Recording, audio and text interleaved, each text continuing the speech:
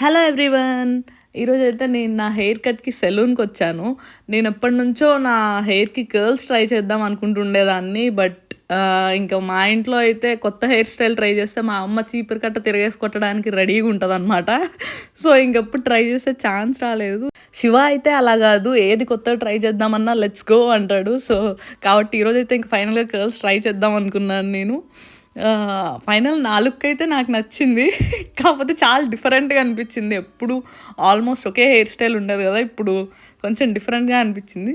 So finally I'm happy. So that's it for today. See you in the next vlog. Please to subscribe. Bye.